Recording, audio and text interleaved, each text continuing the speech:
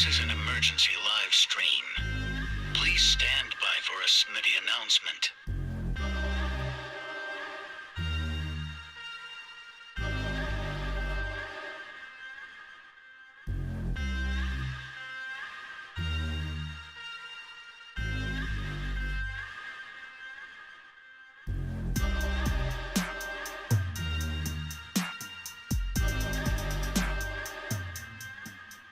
Alert.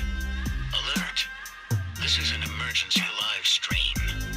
Please stand by for a Smitty announcement.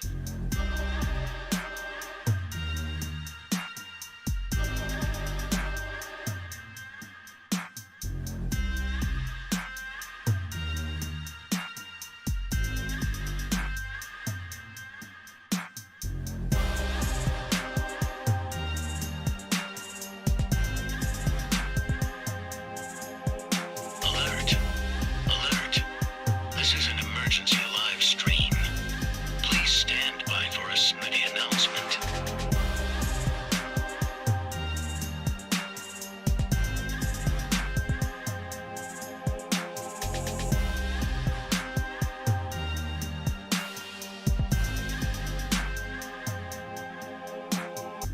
Alert. This is an emergency live stream. Please stand by for a Smitty announcement.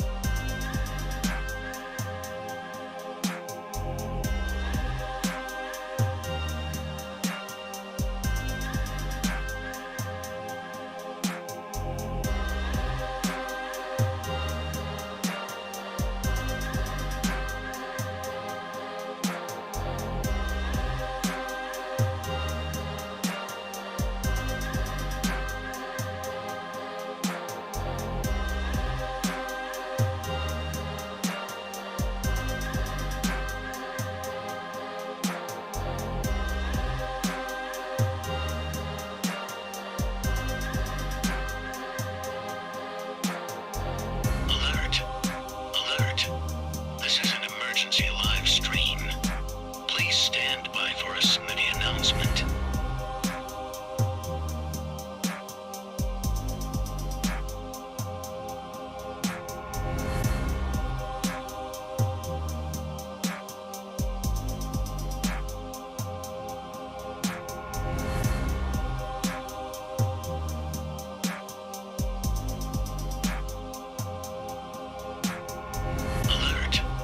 Alert. This is an emergency live stream. Please stand by for a Smitty announcement.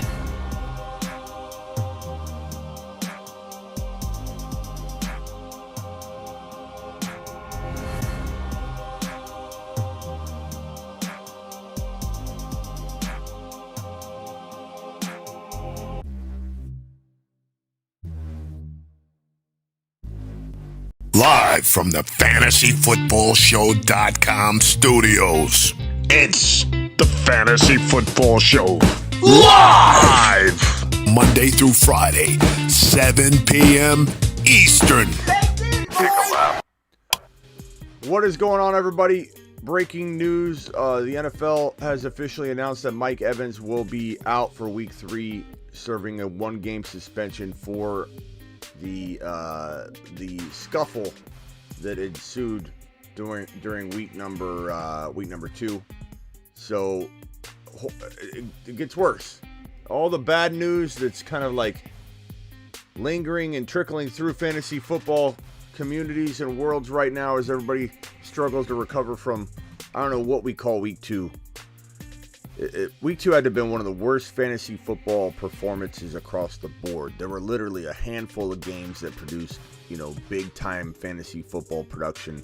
There were so many people that were like, my entire team laid an egg.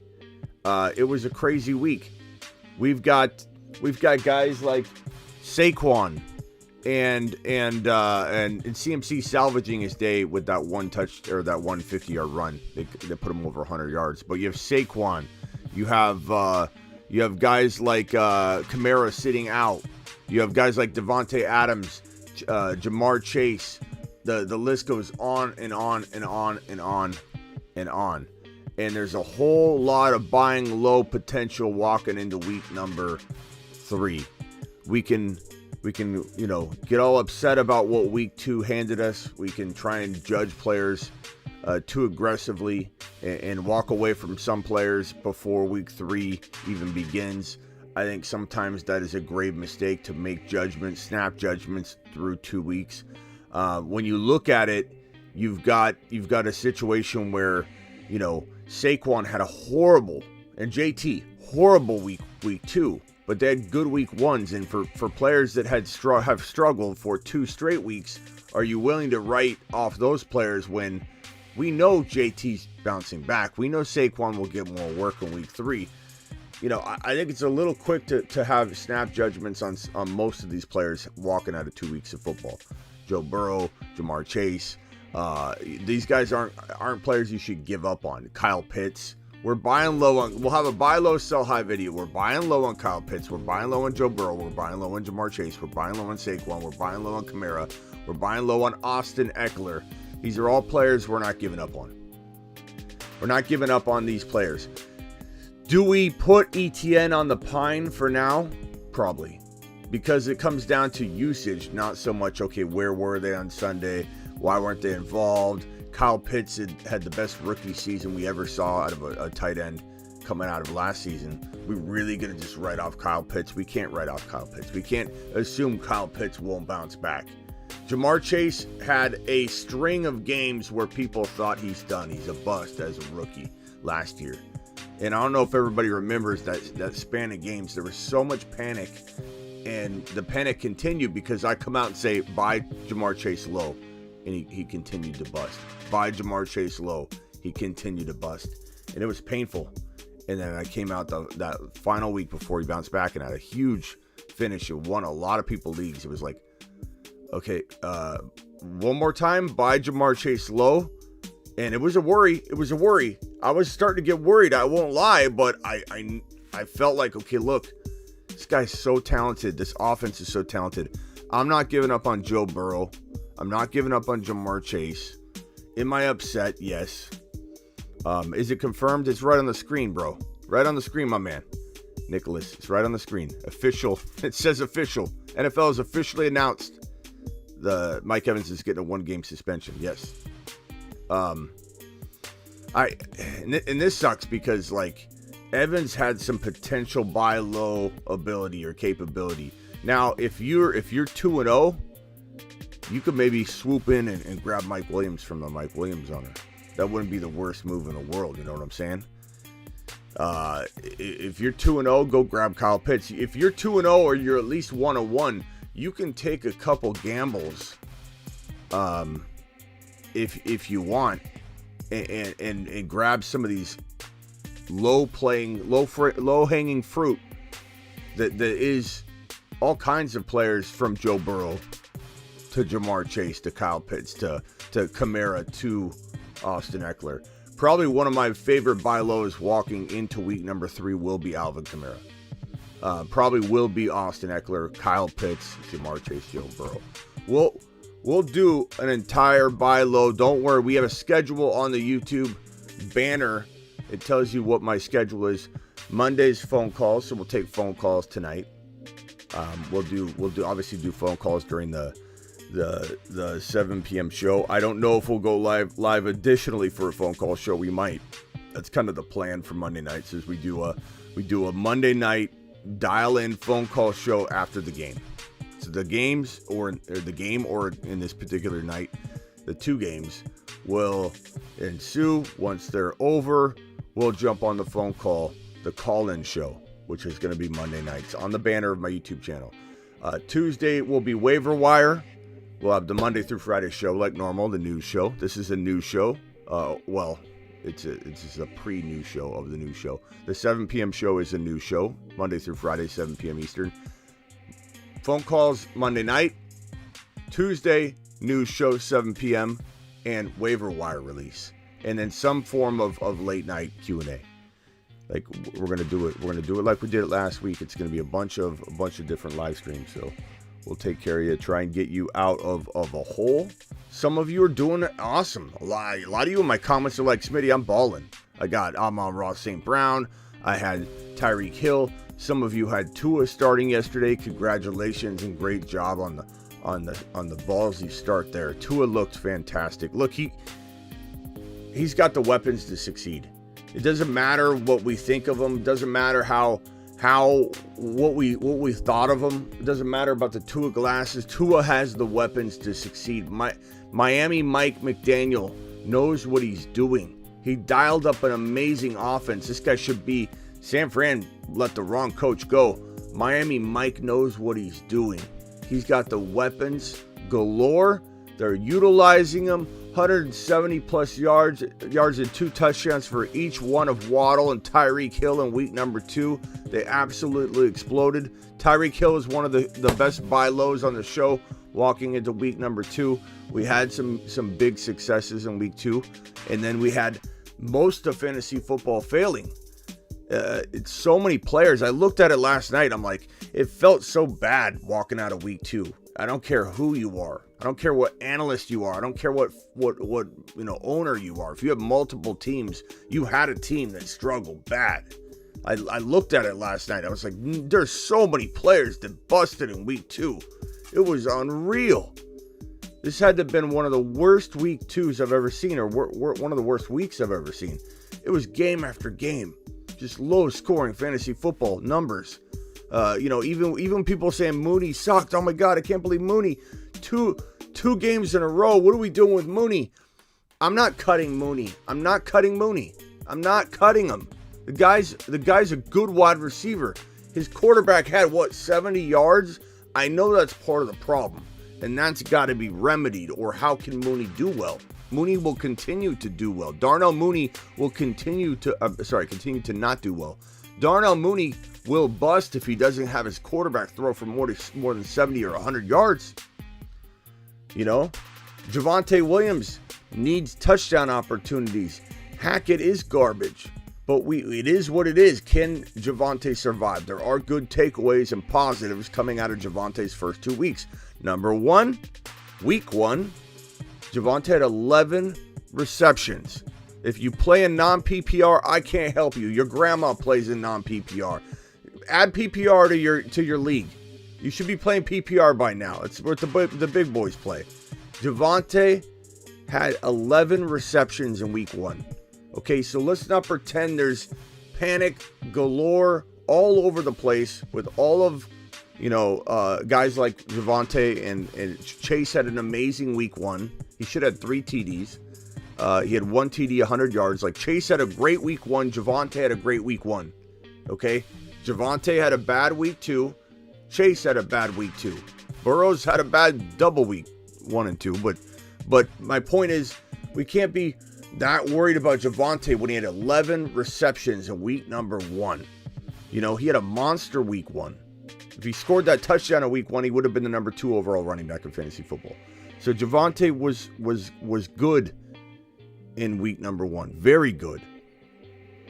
So I'm not too worried. Devontae Adams, buy low. Swift, buy low. Absolutely, if you can. Trade Devontae for Swift and A-Rob. Johnny, that kind of depends on what you got going on. Devontae Adams and Swift are very, very close. If you did a draft today for week 3 on, only week 3, you didn't count week 1, you didn't count week 2, Devontae Adams and Swift would be neck and neck. It kind of depends on what you need positionally. But I just think that I think there's going to be a lot of freaking out going on entering week number 3. This doesn't add to it, or this adds to it. This doesn't help. Week 3, Mike Evans suspended. AJ Dillon probably a good buy low. Look how good what 1 week can do for you. People, including myself, worried and panicked about Aaron Jones because of the Green Bay offense. Okay, well, how is this going to work? They didn't use Aaron Jones properly in week 1. I said from the beginning, the only way this works in Green Bay in 2022 is if they throw the ball to Aaron Jones as if he is the number one wide receiver and utilize him all over the field. He is Aaron Rodgers' best weapon. And in week 1, they failed to use Aaron Jones. He was non-existent. Everybody was like, okay, what do we do? What do we do with Aaron Jones? Now Aaron Jones is a top 12 pick again. In one game, Aaron Jones climbed back up into everybody's good graces. My point being not that Aaron Jones doesn't deserve it. I love what Aaron Jones did. Let's go! Mashed potatoes! My point being that Aaron Jones in 1 week got back to where he needed to get back to in terms of everybody's fantasy football valuation and expectation. All it's going to take is Jamar Chase to have 150 and 2 touchdowns, and everybody's going to love him again. All it's going to take is Javonte on top of 15 to 18 carries. He out-touched Gordon, positive number 2 for Javonte. I said 11 receptions, and I didn't continue and finish my sentence. Javonte had 15 carries to Melvin Gordon's 10. Things are positive for Javonte. The thing that sucks is that Hackett is horrible. He's a Hackett job of a coach. He makes horrible coaching decisions, and a part of me hopes he gets fired in the middle of the season. I don't think he will, but he's a horrible game manager, play caller, decision maker, crunch time decision maker. Hackett is a Hackett job, but they are transitioning toward a full-time gig for Javonte. It's clear and evident. 11 receptions. You don't pull in 11 receptions in 1 week and not have the starting gig on lock. You don't have 15 carries to 10 and are considered embedded in a 50-50 timeshare. Like, there are some positives to take away from Javonte. Would I replace Hackett in a second with a coach that wants to run the ball 22 times a game with Javonte? Yeah, I would. In a heartbeat. I'm not lying. Of course I would. Trade for Adams now? Absolutely. Rock Out says, what are we doing with Javonte Williams moving forward? Clearly, I'm attacking that for you right now, Rock Out, and I appreciate you. What are you going to do? What are you going to do with him, though? You know, like, think about it. You going to trade him? Who's going to give you what you deserve for Javonte? Or is anybody willing to move on from Javonte at a lower cost of entry when he had 11 receptions in week 1 and he out-touched Melvin Gordon 15 to 10 in week 2, and really would have had a decent game if he just scored that touchdown.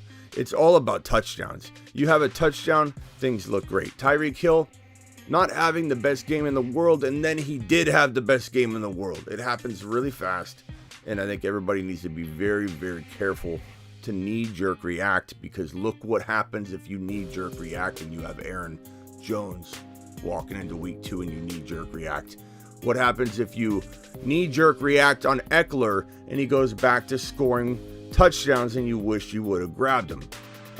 Buy low on Eckler, buy low on Barkley, buy low on Kamara, buy low on Chase, buy low on Joe Burrow, buy low on Kyle Pitts. I see more Kyle Pitts questions than any question known to man, and I don't really understand it. I get it. He's not doing well. But this guy's not a bust. I don't want to see bust ever again next to Kyle Pitts' name. Kyle Pitts is garbage. I'm going to drop Kyle Pitts. I see it all the time. Kyle Pitts is a phenomenal player. We can't cut him. We can't run away from him. We can't sell him low. If you own him, what are you going to do with him? Like, that question I get so much. What do we do with Kyle Pitts? What do you mean, what do you do with Kyle Pitts? You have no options but to believe in the man you drafted in Kyle Pitts. You have zero options. And I don't want you to trade Kyle Pitts. I really, really like Kyle Pitts. There's no reason to run away from Kyle Pitts. It can only get better, and you can only sell him low. There are zero options for you anyway. Thank God, because I think he bounces back, and I don't want people to knee-jerk react. There are zero options for you if you own Kyle Pitts. You hold. I might have a repeat button here for the amount of questions I'm going to get on Kyle Pitts, man. Let's see here. The thing that I like this thing is, it was like this for Kyle Pitts last year too, says Big. Yeah. It's more about Atlanta. It's not Kyle Pitts, but the question is, will it continue to be the way that it is? Of course, if Kyle Pitts goes out and does like a 40-yard, 4 reception game, type of performance in week 3. You will have people so impatient, it's over for them. Kyle Pitts and that person are done. They're breaking up with Kyle Pitts. They're running away. I'm willing to stay a little longer than that. I'm going to weather through a whole lot more than 1, 2, or 3 games.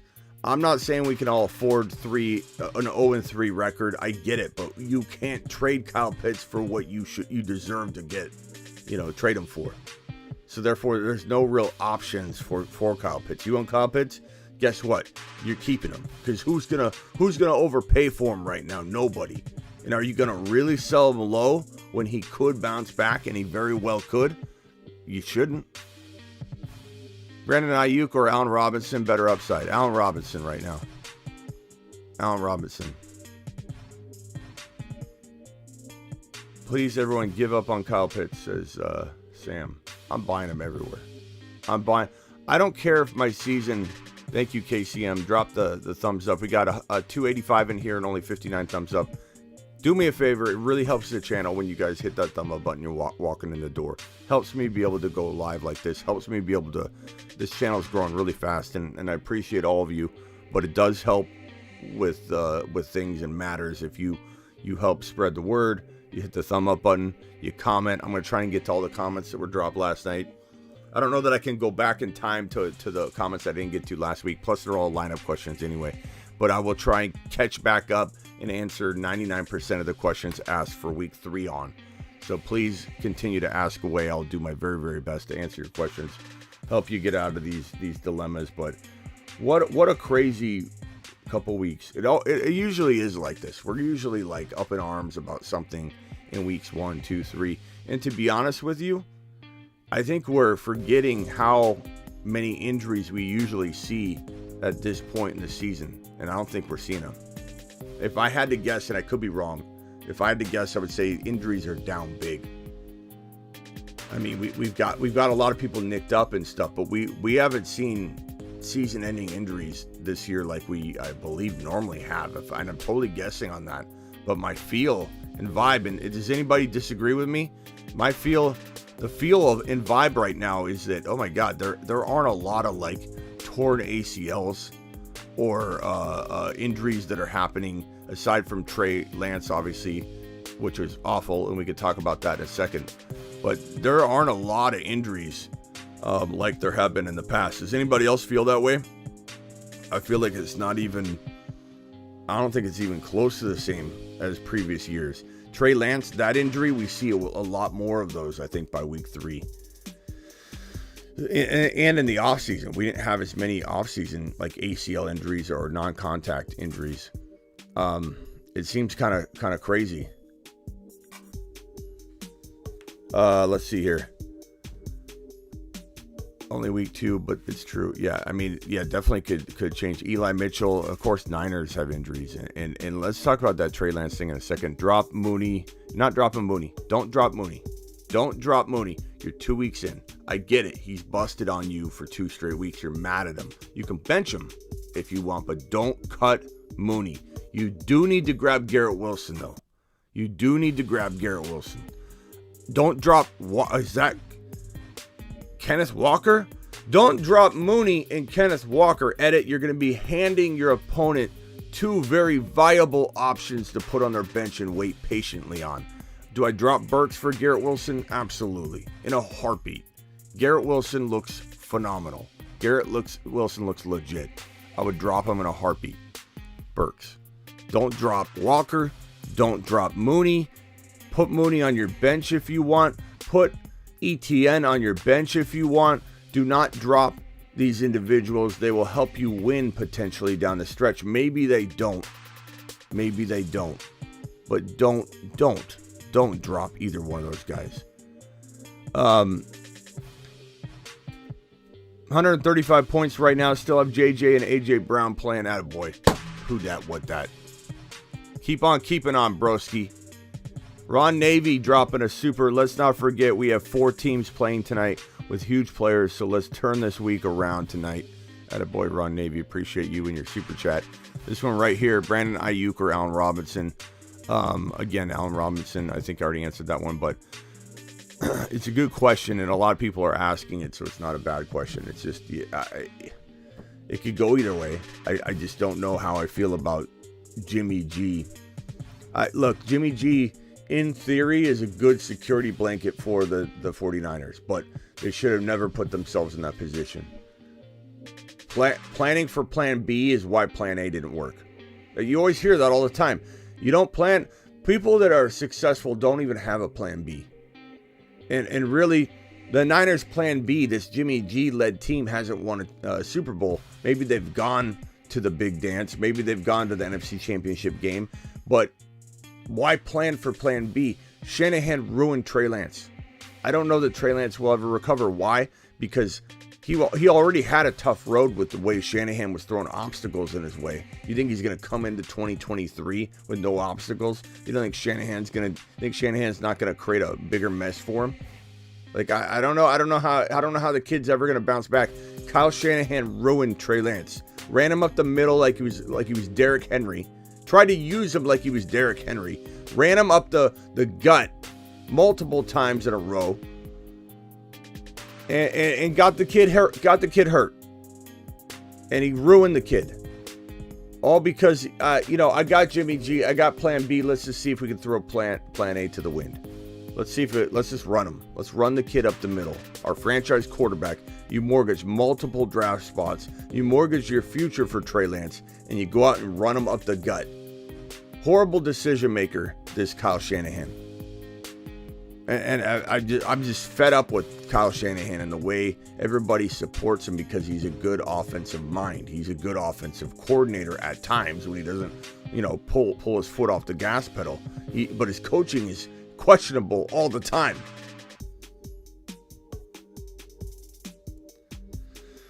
So, anyway, I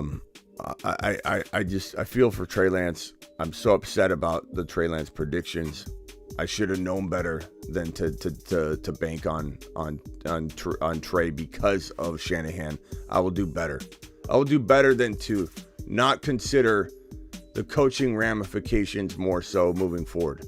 And I think that's what I'm incorporating more so in my rankings, in my thought process, especially in the offseason, is incorporating more and more and more of the extra the peripheral stuff that sometimes I might overlook because talent is so insane that I think it's going to rise to the top no matter what. We all have that tendency, and I feel like with Trey, that's what I overlooked. I overlooked Shanahan's ability to ruin the situation, which he 100,000% did. All right, let me get the rest of these super chats up. Smooth Criminal, appreciate you. Vamp, appreciate you. Ron Navy, thank you. Edit, thank you. Sam, Matt Ryan is my QB2 in Superflex Smitty. I don't know if you've seen my content on Malik Willis. But make sure Malik Willis isn't sitting out there on waivers, bro, because he needs to be stashed. Justin Herbert's my QB, but I'm worried. You shouldn't be worried about Justin Herbert. Herbert's thrown 3 TDs in back-to-back games. He has like 6 TDs in 2 weeks. I mean, worry a little bit about his cartilage, but I think with the 10 days off, he's going to be fine. I think it's a pain tolerance issue at that point. If he had to go play 3 days after, he could, I think, risk maybe making it worse. But 10 days out from that injury, you're looking at probably, him just looking at a pain tolerance type of issue. 360 in here, only 97 thumbs up. Guys, please punch that thumb up button and help the channel out. Matt Ryan, go get Malik Willis and stash him, Sam. I don't know what for. On your bench, but you can find somebody to drop. What are we doing with Elijah Moore? You're going to bench him until further notice, but you could cut him if you need to pick up Garrett Wilson or you need to pick up like a running back. But I would prefer that you bench him. Maybe you can put him on IR for not being active at all. Maybe you could convince your commish that if someone's MIA, that qualifies for IR.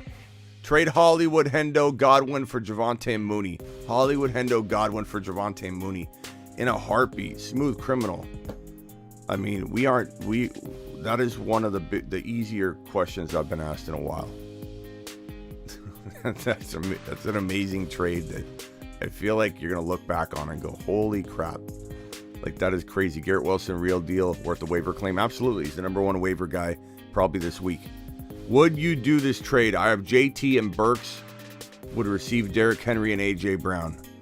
Yeah. I would take Derrick Henry and A.J. Brown. That's two viable components. And if you can't win with JT, I imagine you're asking me this because you're struggling. Then you got to make a move anyway. This is a great move to attempt to make. I don't even know how much I believe in Derrick Henry playing a full season, still. But like when you get A.J. Brown on top of it and you have Derrick Henry and you're not winning or you're projecting yourself to struggle to win it all, you got to make a move. This is the kind of move you make. Derrick Henry, A.J. Brown, take the gamble. Take the gamble. It is a gamble. Know that it's a gamble. But I would take the gamble in this scenario if you aren't like 2-0, look like the top dog. Now, if you've got JT or JJ or Cooper Kupp and you're firing on all cylinders, you're 2-0, you're the team to beat. Why would you trade at all? No problem, Smooth Criminal. That's a home run trade. Why would you trade at all if you're 2-0, look amazing, have JT? You wouldn't. You've got Justin Jefferson, you're 2-0, or you will be. Don't trade him. You got Cooper Kupp, you're 2-0. Don't trade him. If you've got JT or Kupp or JJ, you're 0-2 or you're 1-1, and you know you can't go the distance with the team you have. Don't listen to Bob over here who's saying don't trade. You never trade JJ. You never trade Cooper Kupp. Did this guy just tell you to trade JT? Don't listen to him. If you're honest with your own team, you look yourself in the mirror and you go, you filthy animal. Why did you draft so-and-so over so-and-so? Now we're here. Now we're there. How are we going to win? You're looking in the mirror. Every time you walk down the hallway and you see the mirror in the hallway and you go, what are you doing? What did you do to our team? And you say that to yourself. And you need to make a move. You need to trade and dilute one stud into two. You have to. If you are incapable of winning and you give yourself a real self-assessment. Chubb for Fournette. Sebastian, what are we doing here? What are we doing here with this question?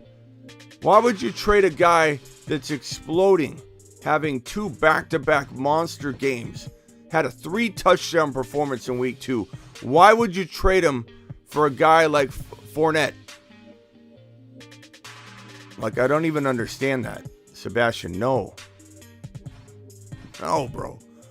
But yes, the answer to this question is if you need a deal, do the deal. If you don't, hang tight with JT.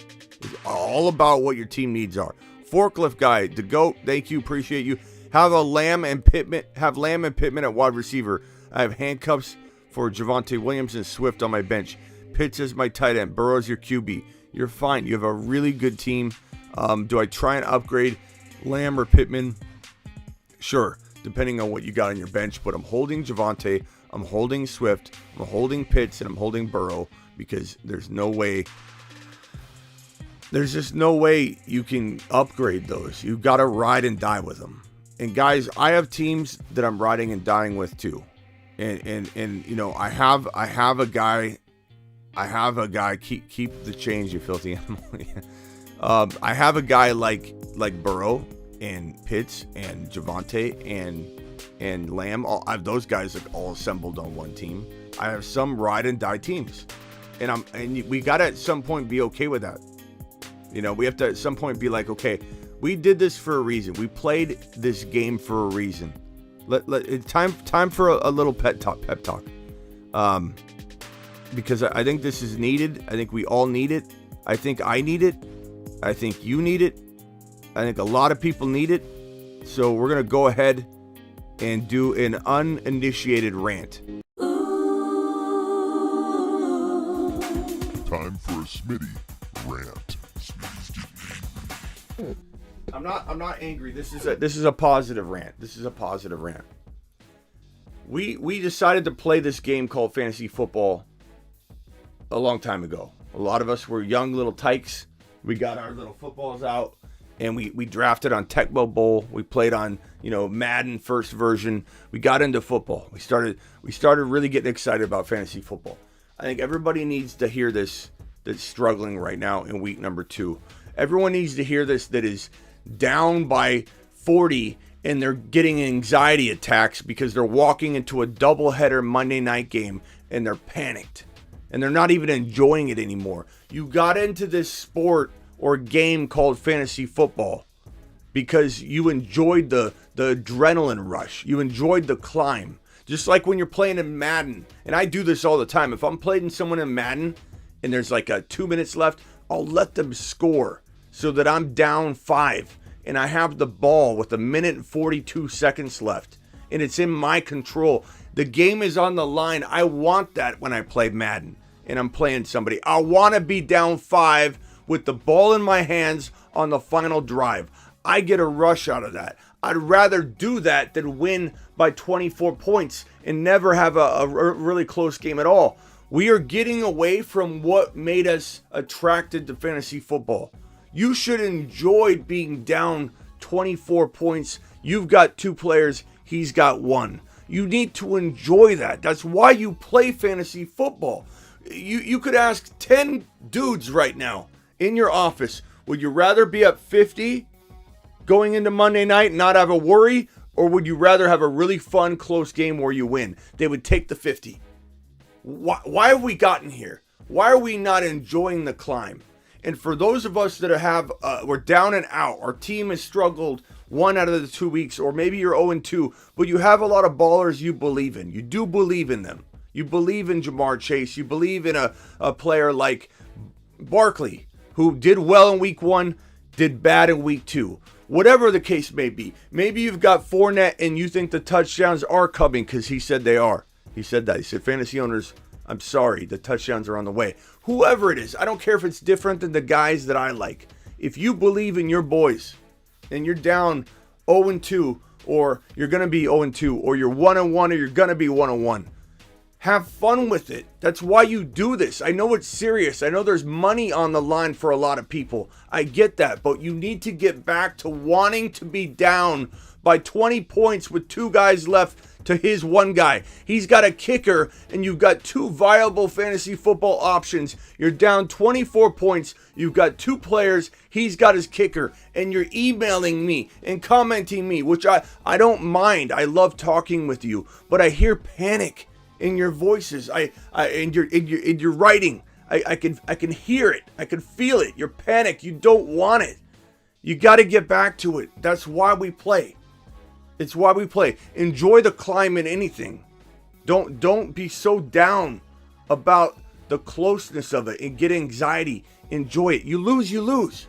You come back, you circle back, you recalibrate, you go into the next week. And if you lose the season in this particular league, you've got other leagues that you're still fighting in, and you've got next year. And I'm not saying anybody should be packing it in, because there's a lot of people that have really down and negative perspectives right now where they're like, oh, guess it's next year. I'm not saying do that. I'm saying that enjoy it. This is why we play. Money's involved, of course, but if you don't enjoy it, you're going to be a nervous wreck like some of you are right now and not enjoying a single thing. So that's my rant for today. It's a positive rant. I wanted to say it. I feel like people needed to hear it. And it's like, it's something that needs to be said. Jake, McLaurin and CD for an upgrade. McLaurin and CD. Jake moved McLaurin and CD for an upgrade. David said, I don't know. I kind of agree with whatever David's saying. Exactly. I'm $300 into fantasy and it rules my life for 4 months. And it can, if you let it rule it in a positive way. You're excited about it. Great team, Forklift. I love the team. Keep the faith. If I missed a couple super chats, I'm coming for you. Trade Gabe Davis and Henderson for Michael Thomas. That one's preference. That one's depending on what you need. If you need a running back, it's not a horrible move at all. If you believe in Mike Thomas, it's not horrible to keep him. I'm on the fence on that one, Joey. I would go with what your gut is telling you. Attaboy, Smitty on the gritty. Appreciate you. Wentz a viable QB1, he can be, but he also can drop, I think, a pretty bad game. Be prepared for that, but he's viable, sure. I mean, they're down and out. It definitely could be the case. Thank you, Ron Navy. I feel like people needed to hear that because so many people are flipping out right now. And I want people to understand that we're all I play in enough leagues. I'm struggling every week in 1 or 2 or 3 leagues. Like if you play in 10 to 12 leagues, you're gonna have that situation. Pollard and Landon, kill in my bench. Pollard, yeah. Look, Drake or Landon, Drake, London, and Pollard are tough. Like London's got to be in your wide receiver 3. London and Garrett Wilson, straight ballers right now. You got to put them in. Pollard. I love him as a flex. Depends on your situation. James, rest of the season, who finishes higher in your opinion, A.J. Dillon or Damian Harris? A.J. Dillon, because Damian Harris is even banged up right now. We're going to find out more later today. If we don't already have information right now, let me pull up the news wires. But Damian Harris could be banged up walking into this week. The latest report on Damian Harris is nothing, no update, but he did look banged up. We'll have to see how he looks walking in. But AJ Dillon, Pat Freiermuth, is he a solid tight end 1 to start every week? Absolutely. I would say the lower end, like 6 to 10, like the lower half of the top 10, but it could be the top of that lower half, like number 6 or number 7. I like Freiermuth a lot. Dillon is going to be one of the better buy lows walking into week number 3 because he was an excellent running back, low-end running back 1 to people coming out of week 1. You see what I'm saying? How quickly we all change directions. And let me change directions for you. I know a lot of you think I hate Curtis Samuel. I don't. All I say is be careful to take your number 2 or number 1 wide receiver out of your lineup for Curtis Samuel. Put him into your flex. He's locked into your flex. Until further notice, he's locked into your flex. They use him a lot. They use him in creative ways. I get it. I'm on board. Everyone thinks I'm not on board. I'm on board, Curtis Samuel. Locked into your wide receiver 3. But he needs to be in your 3, not your 2. That's all I'm saying. Approved. Here's for the record. You've just been Smitty. Curtis Samuel, Smitty approved.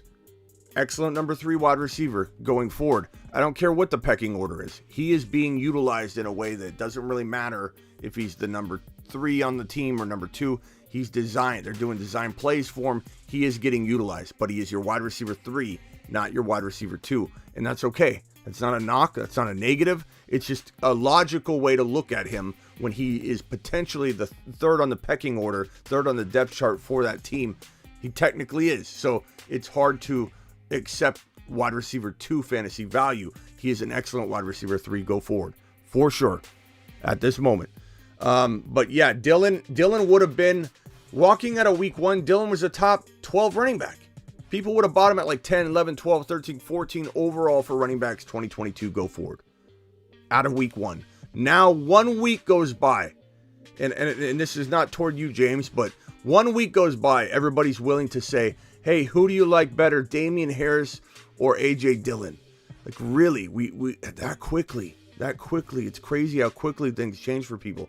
James, it's not a knock. A lot of people feel this way, so it's a great question. It's helping a lot of people, but I'm not giving up on AJ Dillon at the Damian Harris range when Damian Harris is banged up and also has a lot of competition. Not saying Damian Harris can't be a really good. This is like the Curtis Samuel thing. People are gonna be like, why do you hate Damian Harris? I don't. He's a great flex option if he's healthy, for sure. And he outtouched. He had 62% of the backfield. Damian Harris 15 rushes for 71 yards and 1 touchdown, adding 2 receptions for 16 yards, 2 targets. He grabbed his knee after the run and limped to the sideline. His status will be closely monitored this week, so he's injured. But Stevenson grabbed 62% of the snaps against the Steelers, so Stevenson may be on the rise. And Damian Harris out-carried Stevenson 15-9, but 62% of the snaps against the Steelers is a good number for Stevenson. So it's tough to know what's going on with that backfield. 403 of you in here, only 136 thumbs up. Please punch that thumb up button for your boy Smitty. Garrett Wilson, the real deal. Absolutely. Great question. Great super chat. Thank you. Torres again, Pollard and Drake London are great options right now. London's a wide receiver 3 lock right now. Olave, wide receiver 3-4 lock, at this point, for sure. Get these guys into your lineup. Gabe Davis, already answered that one. Great question, though. Jackson, rock out. Joey, Carlton, appreciate your super chats. Jackson again. Let me get to these real quick. Start Pollard over ETN at running back 2 going forward for now. Yeah, for now. ETN's on the bench in this scenario until he proves it. And I'm not giving up on him. I'm not cutting him. I'm not selling him low. I still want to hold ETN. A lot of people made comments that make a lot of sense to me. I agree with it in some respect, that ETN's kind of a rookie right now. He's going to be like that. And unfortunately, he's never gone like that yet. And that's why he's on the bench. But there is a time and place for him to break out. James Robinson, I'm not taking anything away from him. I'm very, very proud, and I'm rooting for him. I'm proud of James Robinson for doing what he's doing right now. But he is averaging, if I had to guess, I'm not 100% certain, but it's probably around 3 yards per carry. Let's look at what James Robinson's doing. James Robinson. Touchdowns are deceiving. James Robinson is averaging 3.8 yards per carry. Okay, so let's keep it in context. He has 3 touchdowns, but he's averaging 3.8 yards per carry. A lot of people are saying, Smitty, you're wrong about James Robinson. How do you like about James Robinson now? Smitty, flex emojis. And I'm not saying I'm not excited for him. I'm very, very excited for him. I'm very, very proud of him. And I'm rooting for him. I'm totally rooting for him. I never wish injury upon anybody. I don't wish injury upon Melvin Gordon. I don't wish injury upon anybody. I'm even rooting for Fournette to stay healthy because I don't want anyone to get hurt. I really don't. But J-Rob is at a high risk of lower body injury coming off an Achilles because of the amount of stress involved in that when you have a repair and you're going out and trying to become a full-time running back again. Because what happens is running backs have such a short shelf life. They rush onto the field. They take on a full workload right away to try and get back. And that Achilles injury is really, really tough to do that on. He's doing it so far, but he's averaging 3.8 yards a carry. So he's a great sell high. James Robinson's a fantastic sell high. He's also a decent hold because the touchdown production is there currently, and it may continue to stay there. If it does, then James Robinson's viable as a flex play until further notice. I'm not disagreeing with that, but he's also a very, very good sell high. Very, very good sell high. Rock out 142 point last week. This week 55 with A.J. Brown, Singletary, Cousins, Jake Elliott left, but he's up 119 to my 55.5, and he still has J.J. Bad week. Shaking my head. Stay strong. Yeah, I mean, your week 1 proved how good your team is, Rock out. So the 55 point week, and you're going to probably have 100 or whatever you finish with. It's still a good... You still got to remember how good you were in week 1, and that a lot of people had weeks like you had because the majority of fantasy football laid an egg in general in week 2. You got to look around and say, okay, everyone like Barkley, all these big name players, JT, Barkley, Eckler, Adams, the list is extremely long. St. Brown is phenomenal. St. Brown needs his own button. He needs to be the Moon Man by himself. The Moon Man. Maybe St. Brown's just the Moon Man. And then we have, what changes should I make? 18, Kyler, JT, Dylan, Hill, Evans, Goddard, Lamb, Freiermuth. There's not much you can do other than trying to trade a Breece Hall or an ETN with Lamb to get one better wide receiver. Tyreek Hill was one of my favorite buy lows walking into week number 2, and Tyreek Hill buy low season has concluded. That door is completely shut.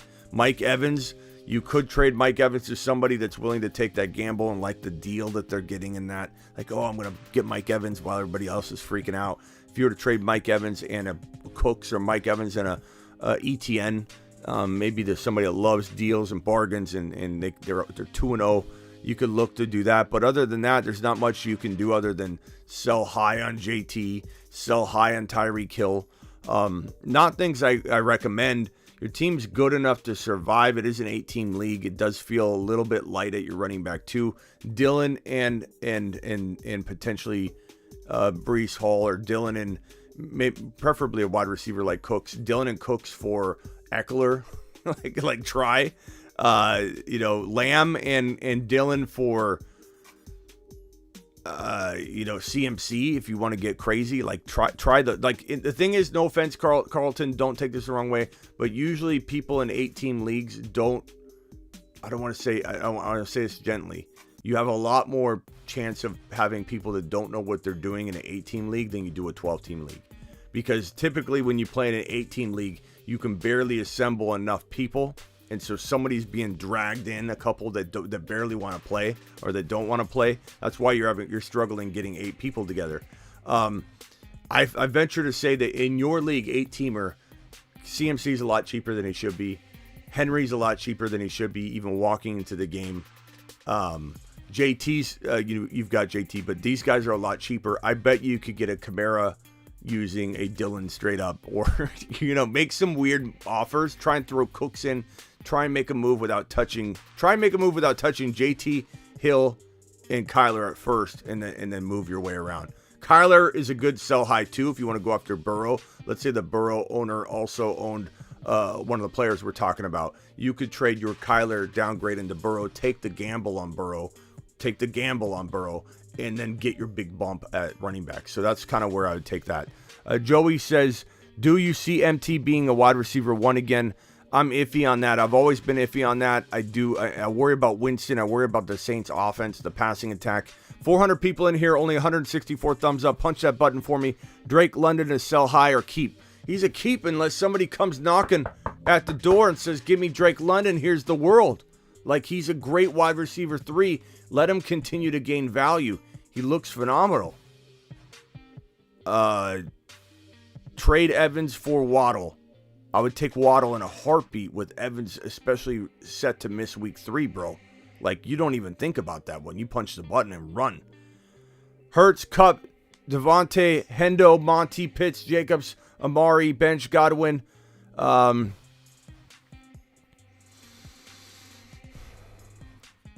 Let's see, Junior. Swift and Jamal for Adams, still a go. Swift and Jamal for Adams. Bro, it's preference, Eduardo. If you want to go, and first of all, I appreciate your $10 hauler. Let's go! Mashed potatoes! Appreciate you, buddy boy. It's preference. I mean, looking at your team, Cup, Devontae Adams, Hendo, Monty, Pitts, Jacobs, you need a running back. So I would gamble on Swift, but I mean, I love Adams. I would take the running back in your situation, but it's a dice roll. I mean, Adams probably is a tiny bit safer than Swift, but you're getting the duo. So give me the running backs. I think you could afford to go that route. Definitely hold Pitts. I'd trade Jacobs on he's like 15 to 17 carries, something like that. Trade him on the high, for sure. Hendo I trade high because I don't like that running back divide. So those are some ways I would take that. Ron Navy with a $5 hauler. Josh Gordon activated to the roster, expected to be the 2B used in tonight's game against the Bills in some fashion. Yeah, Josh Gordon was so good.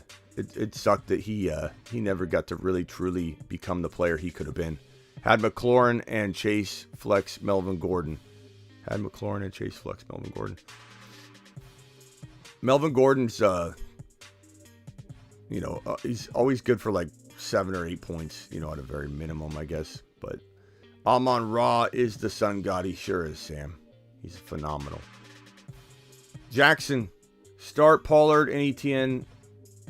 I think I got that one. Carlton, thank you for your question, Carlton. Joey MT, appreciate that one. Drake London, sell high. No, I think I'm caught up on those super chats. Let me get down to the bottom. Drew says trade Evans, Sutton, Najee for Burrow, Kamara, Jabbar. Evans, Sutton, Najee for Burrow, Kamara, Jabbar. Absolutely, smash that. Get Burrow, Kamara. Like, what do we get? What are we coming to? Drew, hit this button now. Go get Burrow, Kamara, and Jabbar. I mean, Evans is out week 3, bro. It's crazy. Sell Aaron Jones only if you need to.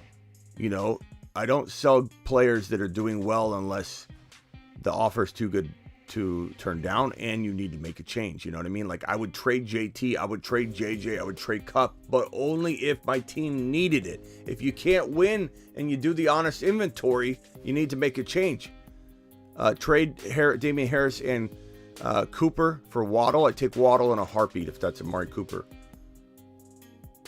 Trade Evans for Waddle. Take Waddle in a heartbeat. Thank you, Josh. And I got this one already, I think. Yeah, so we're caught up. Guys, I appreciate you. Please continue to hit that thumb up button. We're going to end it here in a few minutes. Let's do speed round. T. Higgins, 16 points in a bad game. Yeah, T. Higgins did phenomenal. Let's do speed round. It is time for the speed question and answer segment. Would I trade Kyle? Would I bench Kyle Pitts until he gets more targets? No, absolutely not. Keep Kyle Pitts in your lineup. I mean, who's your alternative? You know, should you trade for Najee? Depends what you're giving up. I mean, I personally am selling Najee more than I'm trading him. He didn't have a great game again, and now his value's like you don't know what you're getting. Smitty, are you higher on Debo with Jimmy the rest of the season? I think Debo's role is kind of the same no matter what. In a way, it kind of makes you think, okay, they don't trust Jimmy to throw the ball downfield all the time, but they did open it up in this game, so we're not really sure. But I think they're going to use Debo. They were using Debo anyway, but Amon-Ra for Barkley. Wow, what value this guy Amon-Ra has now. He can literally go get you a Barkley. And I hesitate because I don't want to trade Amon-Ra, but I go get Barkley. You got to take that gamble. I hate sending the Sun God packing, but Muth or Pitts, I go Kyle Pitts. I'm not backing off Kyle Pitts after 2 weeks. Juju and J-Rob for Pitts. I take Pitts in a heartbeat. Pitts will be my number one go get. My number one go get this week, based on the temperature that I'm taking right now from everybody. Temperature's awful. You guys are all wanting to jump away from Kyle Pitts, which makes me feel like he's the best buy low. Schultz for Goddard. You have to take Goddard because Schultz is hurt. I mean, he escaped an ACL injury, but he's out a couple weeks, I imagine, at least a couple weeks. Do you trust Mike Williams? I don't. I trust him halfway. Bench Pitts for Conklin. Come on, Smitty. Jackson says Lamar for Kamara and Burrow. In a heartbeat. Look, Lamar looked great. He did great. But those points are last week.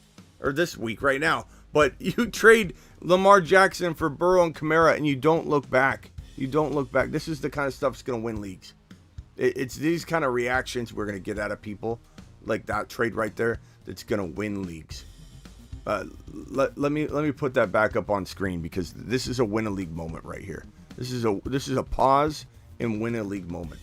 If you're getting offers like this from people panicking, you trade away Lamar and you get Lamar's week 2 points. He doesn't take those points with him. You've already scored those points. It's clean slate from week 3 on. Two good matchups for Lamar. Okay, Lamar had a good setup for both these games. Not saying it won't continue. He's having an MVP type season. But Lamar for Kamara and Burrow, that's the kind of deal that wins the league. And coming into week 3, I want people to be thinking like that, be on their toes. Mooney, I could bench him, but don't cut him. You want to bench him, fine. Thoughts on DJ Moore? Sell DJ Moore or keep him? You keep him. You don't. I mean, it depends. I'll sell anybody. It depends what the offer is. If somebody says, hey, he scored, I want him, Do it. Schultz and ETN for Kyle Pitts. I take Kyle Pitts in a heartbeat. I'm buying Kyle Pitts everywhere right now because people are freaking out. Trey, who am I looking for? Jeb, I need more information than that, but I mean, tell me who's on waivers. That's going to determine what I say.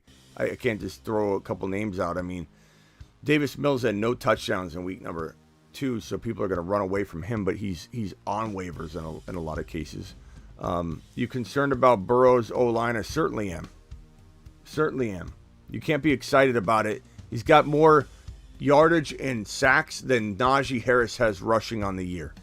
Joe Burrow's been sacked more, yardage-wise, yards lost, than Najee's rushed all year long on the ground.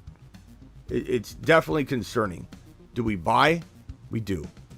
Brian Robinson, a sleeping giant? Absolutely. He looks great. He's doing drills in practice. He looks quick. He's doing like quick feet drills. Guy looks pretty fast and pretty agile right now. Make sure Brian Robinson isn't on waivers. He'll be one of the top waiver pickups of the week. Garrett Wilson, Brian Robinson, and a handful of other players will be the top ads of the week. So get ready for that. Fournette struggling with an injury, so I believe a hamstring now. So you want to maybe pick up Rachaad White and hold him as well. ETN or Pollard? Pollard for now, but I'm not dropping or trading super low on ETN. Garrett Wilson back injury. We'll look at Garrett Wilson walking into tomorrow. Freiermuth plus who for Pitts? I don't know. You got to. I don't know your team, Johnny, but I definitely would trade something small in addition to that. No problem. Eckler, Pitts for Javonte, Knox, Bateman.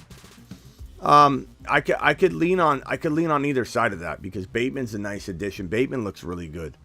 I admit I should have been higher on Bateman. He looks really, really solid. He looks quick. He looks fast. Lamar loves him. So Bateman's looking like he's going to be a very, very good wide receiver too going forward. Do I get Debo for Mixon?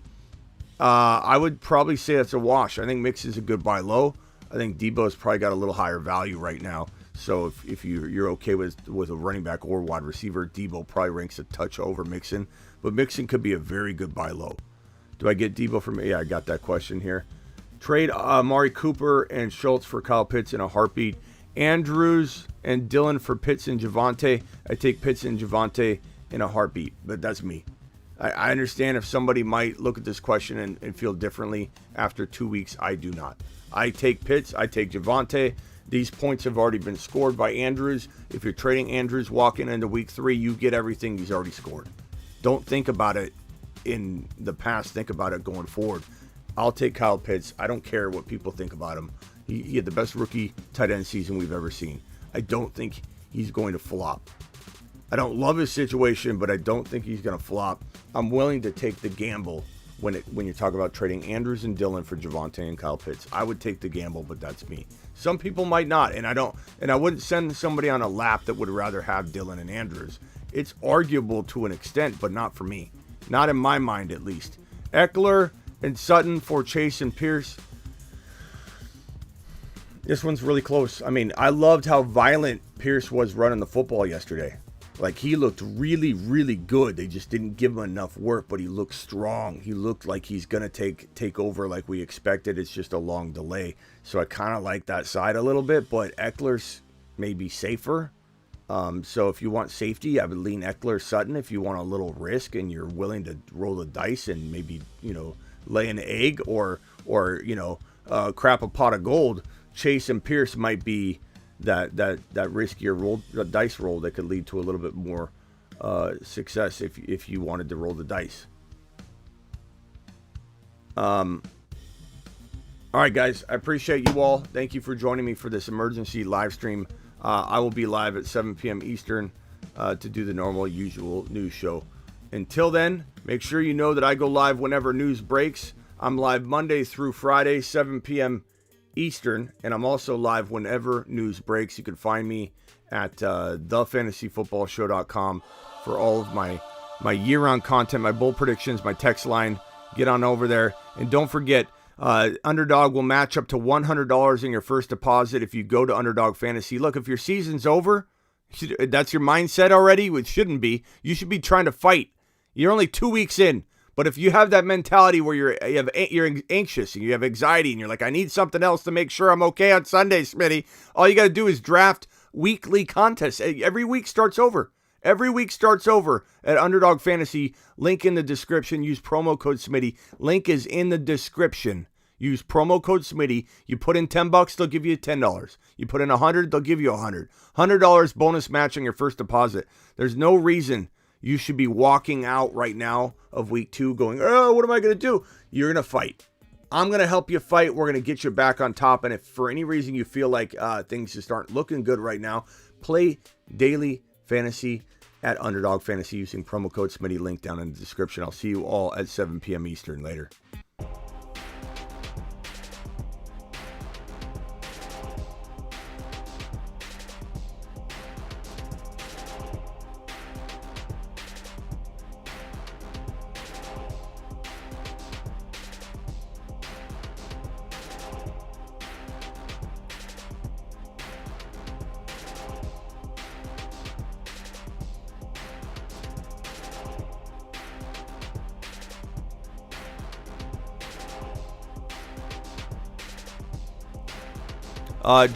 Josh wants to know how he gets a one-on-one. Josh, you can go to thefantasyfootballshow.com. You can order a phone call. You can also get the text line over at thefantasyfootballshow.com. Scroll down to the bottom, or scroll down to the middle of the site. You'll see the pricing table. Below that are some phone call options, but you could definitely order the one-on-one text advice, whatever you want, Josh, and we'll work it out. Appreciate you, my man. Josh, you still here?